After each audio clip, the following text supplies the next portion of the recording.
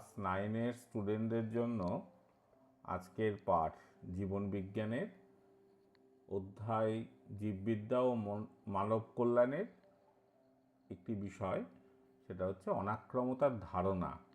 সেই সম্পর্কে আজকে আলোচনা করছি। আমরা স্ক্রিনে দেখতে পাচ্ছি যে অনাক্রমতা একটা ছকের সাহায্যে কত রকমের অনাক্রমতা হতে পারে সেটা আমরা দেখিয়েছি। তার আগে যে দুটো বিষয় বলা দরকার, একটা হচ্ছে অনাক্রমতা বিদ্যা বা ইমিউনোলজি জিনিসটা কি, আর একটা হচ্ছে অনাক্রমতা জিনিসটা কি।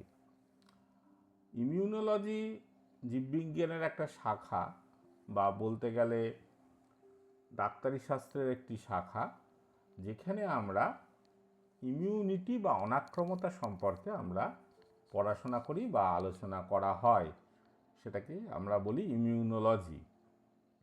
আর ইমিউনোলজির প্রধান যে বিষয় সেটা হচ্ছে ইমিউনিটি। সে অনাক্রমতা জিনিসটা কি, যে আমাদের দেহের মধ্যে যদি কোনো রোগ সৃষ্টিকারী জীবাণু বা কোনো বিজাতীয় ক্ষতিকারক বস্তু যদি প্রবেশ করে, অর্থাৎ রক্ত বা দেহতরলের মধ্যে আসে, তখন আমাদের দেহ একটা প্রতিরোধ ব্যবস্থা তৈরি করে। অর্থাৎ দেহের সেই প্রতিরোধ ব্যবস্থা ওই রোগ জীবাণু বা বিজাতীয় পদার্থের বিরুদ্ধে প্রতিরোধ তৈরি করে বা সেইগুলোকে ধ্বংস করে দেয়। সেই যে ব্যবস্থাটা, সেটাকে আমরা, বা প্রতিরোধের যে ক্ষমতা, সেটাকে আমরা ইমিউনিটি বা অনাক্রমতা বলি। অর্থাৎ আমরা যে পরিবেশের মধ্যে রয়েছি, আমরা বায়ুমণ্ডলের মধ্যে রয়েছি, আমরা খাদ্য গ্রহণ করছি, জল গ্রহণ করছি, শ্বাস যখন নিচ্ছি বায়ুমণ্ডল থেকে অক্সিজেন গ্রহণ করছি, তখন পুরো বায়ুটাই আমাদের ফুসফুসের মধ্যে আসছে। আমাদের ত্বকের সংস্পর্শে বায়ু আসছে, আমাদের ত্বকের সংস্পর্শে জল আসছে। তাহলে এতভাবে আমরা পরিবেশের মধ্যে উন্মুক্ত হচ্ছি। পরিবেশের মধ্যে জীবাণু তো রয়েইছে, তাহলে বিভিন্ন জায়গা দিয়ে সেই জীবাণু আমাদের দেহে প্রবেশ করতে পারে এবং প্রবেশ করে। তা সেই জীবাণুগুলোর বিরুদ্ধে, বা আমরা যেসব খাদ্য গ্রহণ করছি তার মধ্যে বেশ কিছু উপাদান আমরা গ্রহণ করতে পারি বা করি, যেগুলো আমাদের দেহের সিস্টেমের মধ্যে থাকে না। যেমন একটা উদাহরণ দিই, যে অনেকের দেখা যাবে যে ডিম খেলে অ্যালার্জি হয়, অনেকের হয় না। এবার দেখা যায় যে ডিম যখন আমরা খাই তখন সেটা পুরোপুরি পরিপাক হয়, অর্থাৎ ডিমটা পরিপাক হয়ে তার প্রোটিন অংশটা অ্যামাইনো অ্যাসিডে পরিণত হয় এবং সেটা পৌষ্টিকতন্ত্রে শোষিত হয় ক্ষুদ্রান্তে এবং রক্তে মেশে। অ্যামাইনো অ্যাসিড মিশলে কোনো সমস্যা নেই, কিন্তু যদি কোনো কারণে ডাইপেপটাইড বা ট্রাইপেপটাইড অবস্থায়, অর্থাৎ দুটো অ্যামাইনো অ্যাসিড যুক্ত অবস্থা ডাইপেপটাইড, তিনটে অ্যামাইনো অ্যাসিড যুক্ত অবস্থা ট্রাইপেপটাইড, এরকম অবস্থায় যদি কোনো মানুষের দেহে ক্ষুদ্রান্তে সেগুলো শোষিত হয়ে যায়, তাহলে রক্তে কিন্তু ডাইপেপটাইড বা ট্রাইপেপটাইড থাকার কথা নয়, তখন সেটাই হয়ে গেল বিজাতীয় বস্তু। এবং সেইটার জন্যই কিন্তু এই অ্যালার্জি একটা ইমিউনোলজিক্যাল রেসপন্স, অর্থাৎ এই অনাক্রমতার যে প্রতিরোধ ব্যবস্থা তার একটা প্রতিক্রিয়া সেটা তৈরি হয়, ফলে সে ডিম খেলে অ্যালার্জি হলো। তো এইভাবে আমাদের দেহে নানা রকমভাবে বিজাতীয় বস্তু আসতে পারে এবং সেটার বিরুদ্ধে আমাদের দেহের একটি প্রতিরোধ ব্যবস্থা, অর্থাৎ ইমিউনিটি তৈরি হতে পারে। এবং ইমিউনিটি তৈরি হয় বলেই কিন্তু আমরা যে কোনো রোগের জীবাণুতে আক্রান্ত হই না। এটা ভাবতে হবে যে সবসময় আমাদের দেহে জীবাণু প্রবেশ করছে বিভিন্নভাবে, খাদ্যের মাধ্যমে, শ্বাস নেওয়ার মাধ্যমে, ত্বকের মাধ্যমে, চোখের যে অংশগুলো উন্মুক্ত থাকছে পরিবেশে, চোখে, কান, নাক, মুখ, পায়ুছিদ্র, সবের মাধ্যমে এই জীবাণু আসতে পারে। ত্বকের যে লোমকূপ, কিন্তু সেটাতে আমরা কিন্তু সবসময় আক্রান্ত হই না। কেন হই না? তার কারণ হচ্ছে আমাদের ইমিউনিটি বা অনাক্রমতা আছে বলে। তাহলে একটা অনাক্রমতা সম্পর্কে তাহলে ধারণা হলো তোমাদের, যে অনাক্রমতা হলো একটি এমন বিষয় যেখানে দেখা যায় যে বাইরে থেকে রোগের জীবাণু ঢুকলে বা কোনো বিজাতীয় বস্তু আমাদের দেহে ঢুকলে একটি স্বাভাবিক প্রতিরোধ ব্যবস্থা আমাদের দেহে তৈরি হয়, সেটা ইমিউনিটি। তাহলে এই যে প্রশ্ন তখন মনে জাগবে তোমাদের, তাহলে এই প্রতিরোধ ব্যবস্থাটা কে তৈরি করে? প্রতিরোধ ব্যবস্থাটা রক্তের বিভিন্ন কোষ এবং যোগকলার বিভিন্ন কোষ করে থাকে। রক্তের যে কোষগুলো রয়েছে তার মধ্যে অবশ্যই লিম্ফোসাইট শ্বেত রক্তকণিকা করে থাকে, লিম্ফোসাইট শ্বেত রক্তকণিকা, এবং নিউট্রোফিল, মনোসাইট এরাও করে থাকে। লিম্ফোসাইট অ্যান্টিবডি তৈরি করে, কিন্তু নিউট্রোফিল, মনোসাইট এরা সরাসরি জীবাণুকে ধ্বংস করতে পারে। আবার আমাদের দেহের যোগকলায় বিভিন্ন ধরনের কোষ রয়েছে, ম্যাক্রোফাজ, মাইক্রোফাজ এরাও করে। আবার আমাদের দেহের কিছু কিছু স্বাভাবিক প্রতিরোধ ব্যবস্থাও রয়েছে, যেমন আমাদের পাকস্থলীর HCl, হাইড্রোক্লোরিক অ্যাসিড। যখন আমাদের খাদ্য খেয়ে নিলাম তার মধ্যে যদি জীবাণু থাকে, কিন্তু পাকস্থলীতে যখন খাদ্যটা যাবে সেই জীবাণু সঙ্গে সঙ্গে ওই HCl এর প্রভাবে নষ্ট হয়ে যাবে। তারপরেও যদি কোনো কারণে চলে যায় জীবাণু ক্ষুদ্রান্তে, সেখানে তীব্র ক্ষার, সেই তীব্র ক্ষারের দ্বারা নষ্ট হবে। তাহলে বোঝাই গেল যে এইগুলো একটা প্রতিরোধ ব্যবস্থা। বা আমাদের চোখের জলে একটা লাইসোজাইম বলে একটা এনজাইম থাকে, বা আমাদের লালারসেও সেই লাইসোজাইম এনজাইমের পাওয়া যায়। বা চোখের জলে সোডিয়াম ক্লোরাইড লবণ আছে, তোমরা নিশ্চয়ই দেখেছো যে চোখের জল একটু লবণাক্ত হয়, এগুলোও জীবাণুকে মারতে পারে, জীবাণুকে ধ্বংস করতে পারে। তা এরকম অনেক ব্যবস্থা রয়েছে আমাদের দেহে, যেগুলোকে জীবাণুকে হয় মেরে দেয় অথবা তার বিরুদ্ধে প্রতিরোধ ব্যবস্থা তৈরি করে অন্য কোনোভাবে। তা আমাদের আজকে কিন্তু আলোচ্য বিষয় টোটালটা নয়, আমাদের আজকে আলোচ্য বিষয় হচ্ছে যে অনাক্রমতার প্রকারভেদটা মেনলি। একটা অনাক্রমতা সম্পর্কিত ধারণা তোমাদের হলো, তাহলে প্রকার কী কী হয় সেটাই দেখো আমরা একটি স্ক্রিনে ছবি দিয়েছি, ছক দিয়েছি। সেখানে অনাক্রমতাকে দেখো দুটো ভাগে ভাগ করা হয়েছে, একটা সহজাত অনাক্রমতা, একটা অর্জিত অনাক্রমতা। অর্থাৎ সহজাত মানে কি, জন্মগত যে অনাক্রমতাগুলো আমরা জন্মগতভাবে বংশগতির মাধ্যমে লাভ করছি সেগুলো সহজাত অনাক্রমতা। এটাকে অনেকে বংশগত অনাক্রমতা বলেন, অনেকে অনির্দিষ্ট অনাক্রমতা বলেন। অর্থাৎ অনির্দিষ্ট কেন, বাইরে থেকে যে কোনো জিনিস ঢুকতে পারে, তার বিরুদ্ধে আমাদের দেহের মধ্যে একটি প্রতিরোধ ব্যবস্থা স্বাভাবিকভাবে আমরা জন্মগতভাবে লাভ করি, সেই জন্য এটা অনির্দিষ্ট। আর এটা কিন্তু সারা জীবন সক্রিয় থাকবে। হ্যাঁ, এটা কখনোই এরকম হতে পারে না যে এটা থেমে যাবে বা এটা বন্ধ হয়ে যাবে, নষ্ট হয়ে যাবে, এরকম হয় না। তা এটাকে আবার আমরা কী কী ভাগে ভাগ করতে পারি, একটা হচ্ছে বাহ্যিক প্রতিরোধ ব্যবস্থা, অর্থাৎ যেটা আমি বলছিলাম একটু আগে, যে বাহ্যিক প্রতিরোধ ব্যবস্থা মানে আমাদের যেমন ত্বক বা চামড়ার উপরে কেরাটিন স্তর জীবাণুকে প্রতিরোধ করে, আমাদের মুখবিবর, গ্রাসনালী, শ্বাসনালী এর মিউকাস পর্দা এরা জীবাণুকে আটকে দেয়। ঘাম, সিবাম, পাচক রস মানে পাক রসের HCl বা ক্ষুদ্রান্তের আন্তরিক রসের ক্ষারীয় উপাদানগুলি, এগুলোকে রাসায়নিক একটি প্রতিবন্ধক হিসাবে কাজ করে জীবাণুকে ধ্বংস করে। তাহলে এটা একটা বাহ্যিক প্রতিরোধ ব্যবস্থা। আর একটা হচ্ছে যেটা আমি একটু আগে বললাম, আমাদের দেহে একটা আভ্যন্তরীণ প্রতিরোধ ব্যবস্থা রয়েছে। বাহ্যিক মানে যেগুলো বাইরে থেকে ঢোকার সাথে সাথে আমরা আটকাচ্ছি, মানে এটাকে আমরা অনেক সময় বলি ফার্স্ট লাইন ইমিউনিটি বা প্রথম সারির প্রতিরোধ ব্যবস্থা, প্রতিরক্ষা ব্যবস্থা। আর আভ্যন্তরীণ প্রতিরোধ ব্যবস্থা মানে যখন জীবাণুটা এই বাহ্যিক প্রতিরোধ ব্যবস্থাটাকে অতিক্রম করে গেল, দিয়ে কোনো কারণে রক্তে মিশলো বা দেহ তরলে মিশলো, তখন আভ্যন্তরীণ প্রতিরোধ ব্যবস্থা সেটাকে থামিয়ে দেওয়ার চেষ্টা করবে, জীবাণুকে মেরে দেওয়ার চেষ্টা করবে।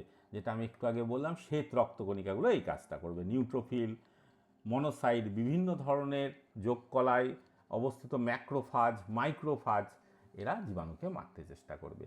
তাহলে এই দুইভাবে সহজাত অনাক্রমতাটা ঘটবে। তাহলে কী কীভাবে বললাম, একটি বাহ্যিক প্রতিরোধ ব্যবস্থা যেটা ত্বক, মিউকাস পর্দা, ঘাম, সিবাম, পাচক রস এগুলোর মাধ্যমে হচ্ছে ফার্স্ট লাইন ডিফেন্স এটা।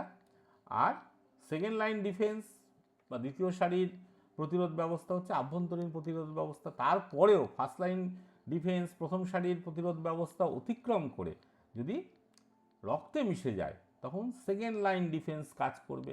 তাহলে তারা কে হচ্ছে নিউট্রোফিল, মনোসাইট, ম্যাক্রোফাজ, মাইক্রোফাজ, এইসব রক্তকোষ বা যোগকলার কোষগুলো জীবাণুকে সরাসরি ফ্যাগোসাইটোসিস পদ্ধতিতে বা অন্য কোনো পদ্ধতিতে ধ্বংস করে দেবে। তাহলে এটা হলো সহজাত অনাক্রমতার দিক।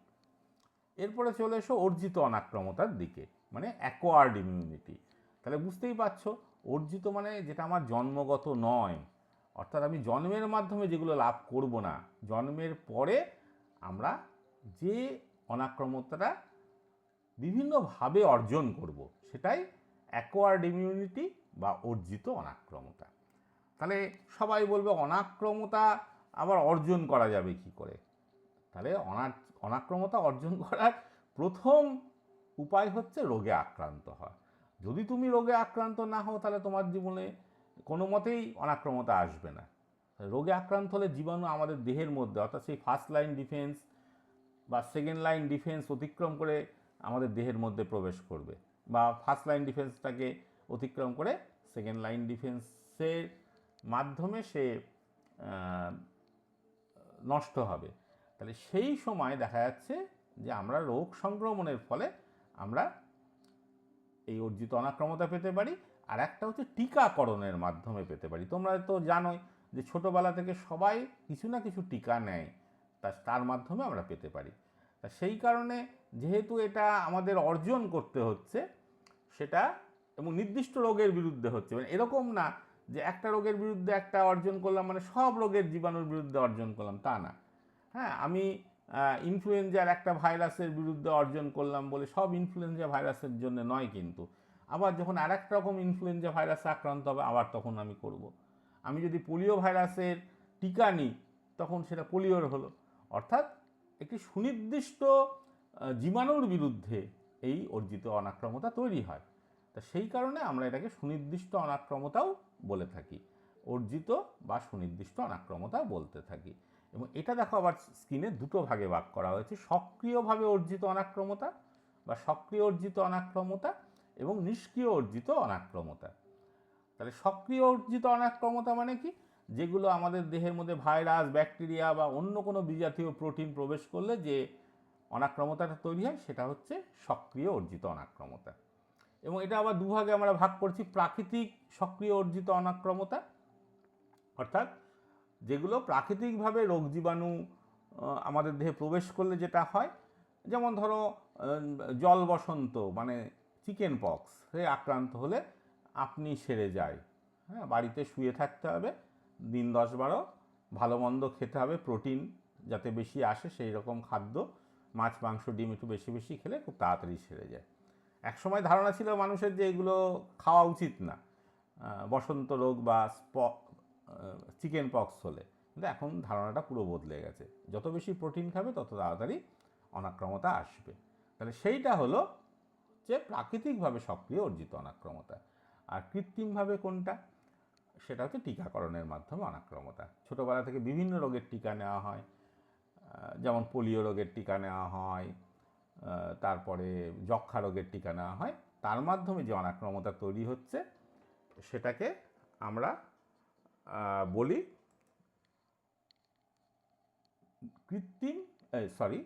সেটাকে বলবো কৃত্রিম সক্রিয় অনাক্রমতা অর্জিত বা কৃত্রিম সক্রিয় অর্জিত অনাক্রমতা।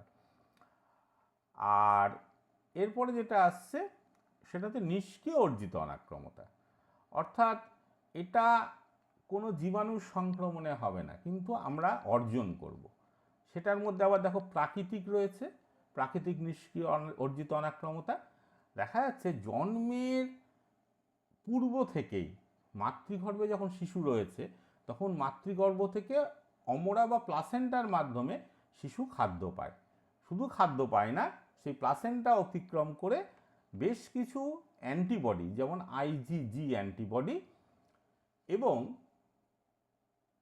জন্মের পরে যে 6 মাস বা কয়েক বছর, 2 বছর যে মাতৃদুগ্ধ পান করছে, মাতৃস্তনদুগ্ধের মাধ্যমে আর একটা অ্যান্টিবডি আইজিএ শিশুর দেহে প্রবেশ করছে, এবং এটা রেডিমেড মার কাছ থেকে শিশু পাচ্ছে।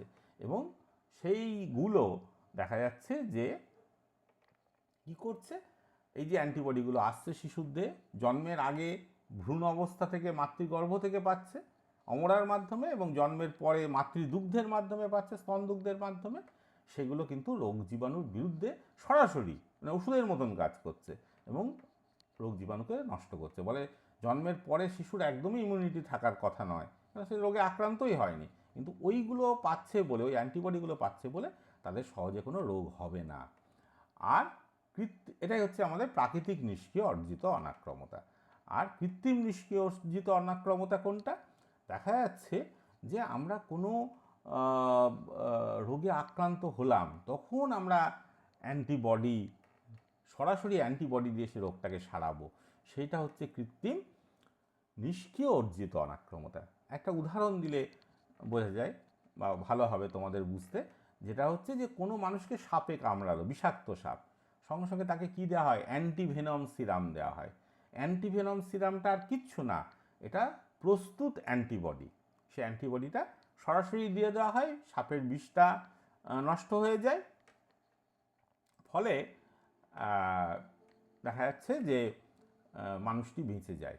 বা কোনো মানুষকে কুকুরে কামড়ালো, কুকুরে কামড়ানোর পরে সেটা জলাতঙ্ক হতেও পারে, নাও পারে, ডাক্তারবাবুরা কোনো মতেই রিস্ক নেবে না, র্যাবিস ভ্যাকসিন দিয়ে দেবে। তাহলে র্যাবিস ভ্যাকসিনটা কি? এটা একটা অ্যান্টিবডি, প্রস্তুত অ্যান্টিবডি, অন্য কোনো প্রাণীর দেহে প্রস্তুত করে নেওয়া হয়েছে, সেটা ওষুধের মাধ্যমে, ইঞ্জেকশনের মাধ্যমে দিয়ে দেওয়া হলো। ফলে কী হবে? তার আর জলাতঙ্ক হবে না। সত্যিই যদি এই কুকুরটি পাগলা হয় এবং তাতে যদি জলাতঙ্কের জীবাণু তার দেহে থাকে, হ্যাঁ, সেটা মানুষের দেহে আসবে, সেটা কিন্তু আর কোনো কাজ করতে পারবে না। তাহলে এইভাবে যদি কোনো কারণে আমরা কিছু দিয়ে আক্রান্ত হই, তখন যদি ডাইরেক্ট কোনো অ্যান্টিবডি ব্যবহার করে তাদেরকে আমরা নষ্ট করে দিই, তাহলে এই যে রক্তের মধ্যে সাপের বিষ চলে এলো সাপের কামড়ে, এই বিষটাও তো বিজাতীয় প্রোটিন, আমাদের রক্তের প্রোটিন না, সেটা আমাদের রক্তকোষকে নষ্ট করতে পারে, রক্তের মাধ্যমে নিউরনে পৌঁছালে নার্ভকে নষ্ট করতে পারে, রক্তকে জমিয়ে দিতে পারে। তাহলে আমরা যখন অ্যান্টিভেনম সিরাম নেব, অর্থাৎ একটা প্রস্তুত অ্যান্টিবডি নেব, তখন সেটা আর হবে না। তাহলে এইভাবে যে আমরা অনাক্রমতাগুলো পাই তাৎক্ষণিকভাবে, সেগুলো হচ্ছে কৃত্রিম নিষ্ক্রিয় অনাক্রমতা।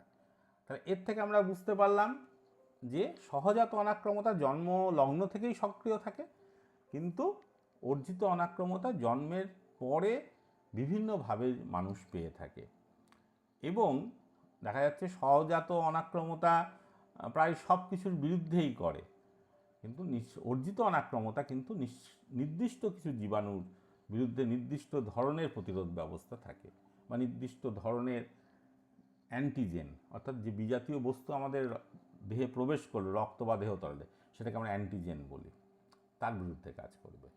তাহলে এর থেকে আমরা বুঝতে পারলাম যে সহজাত অনাক্রমতাটা আমাদের বংশগতভাবে পাই, কিন্তু অর্জিত অনাক্রমতাটা আমরা বংশগতভাবে পাবো না, আমাদেরকে জন্মের পরে রোগে আক্রান্ত হয়ে বা টিকা নিয়ে বা অন্য কোনোভাবে সেটা লাভ করতে হবে। তাহলে এইটুকুনি হলো আমাদের অনাক্রমতার শ্রেণীবিভাগ। এর পরের ভিডিওতে আমরা আরও এই চ্যাপ্টারের আরও কিছু ভিডিও দেব, কেননা তোমাদের এই সেকেন্ড সামেটিভ পরীক্ষা হয়ে গেছে, থার্ড সামেটিভের সময় এগুলোই তোমাদের পরীক্ষায় থাকবে। আশা করি এইটুকুনি পড়ানো কাজে লাগবে। যদি কাজে লেগে থাকে অবশ্যই চ্যানেলটাকে সাবস্ক্রাইব করো এবং বন্ধুদের মধ্যে শেয়ার করো, যাতে তারাও এটা সাবস্ক্রাইব করতে পারে। বেল আইকনটি প্রেস করে রেখো, তাহলে সব নোটিফিকেশানগুলো পাবে। আমাদের চ্যানেলটায় মূলত 5 থেকে 10 এই ক্লাসে সায়েন্স গ্রুপের বিভিন্ন বিষয় আমরা ভিডিও আকারে দেব। তোমরা সবাই সাবস্ক্রাইব করো, পাশে থেকো।